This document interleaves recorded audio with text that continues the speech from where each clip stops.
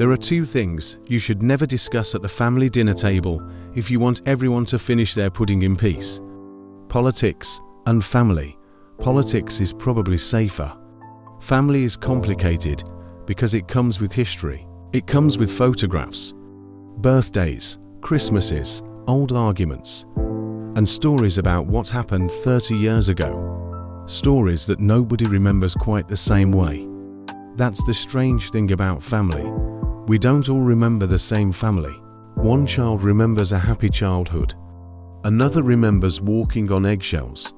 One remembers a father who worked incredibly hard to provide for everyone.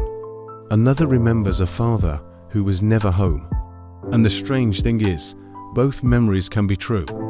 Because we can live in the same house and experience completely different lives.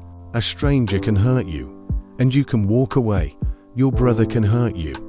And somehow, 20 years later, you're still carrying the argument around in your head. Perhaps that's because the closer somebody is to us, the greater their ability to hurt us. And that's why family problems can be so difficult. They aren't just problems. They're problems involving people we love. Sometimes family problems don't begin with one enormous argument. They grow slowly. A comment is made. Someone takes offense. Nobody talks about it. Another incident follows. Years pass, and to people who once loved being together find themselves choosing their words carefully. Sometimes the distance between two people isn't measured in miles. It's measured in the things they stopped saying to each other. And sometimes, neither person remembers when the distance began.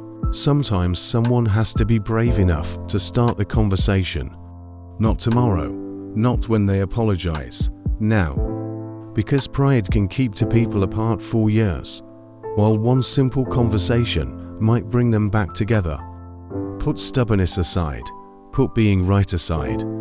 Pick up the phone. Knock on the door. Say the words you've been waiting for them to say. Because sometimes the person you are too proud to call is the person you will one day wish you had called. Sometimes the conversation never happens. The words remain trapped inside us, waiting for courage. So write them down. A letter can say what pride will not let us speak. It can carry an apology, a memory, or simply the words, "I miss you." You may never receive the answer you hope for, but sometimes writing the words is enough to begin healing. And sometimes, that letter is the first step towards finding your way back to someone you never truly stopped loving. There comes a time when the roles begin to change. The people who once looked after us may eventually need us to look after them. The father who once held your hand may now need yours. Suddenly, family decisions become difficult. Who visits? Who pays? Who does more? But love shouldn't be measured like a competition. One may have more time, another more money. Another may simply live closer. What matters is that we try. Because one day, we may wish we had tried a little harder. Sometimes, despite everything we try, a relationship cannot be repaired. You can apologize, you can explain, you can forgive, but you cannot make someone change. Sometimes letting go means accepting reality. Stop waiting for the apology. Stop replaying the argument. Stop allowing the past to decide your future. The hurt may remain, but it can become lighter. And one day, you may realize you are no longer carrying it. Moving forward doesn't mean forgetting. It means deciding the past has taken enough from you. You cannot change what happened or what someone chose to do, but you can choose what happens next. You can forgive without forgetting. You can remember without remaining trapped. And one day, you may realize the pain is still part of your story, but it is no longer writing the story for you. There is a reason we keep trying. Family can be difficult, but it can also be extraordinary.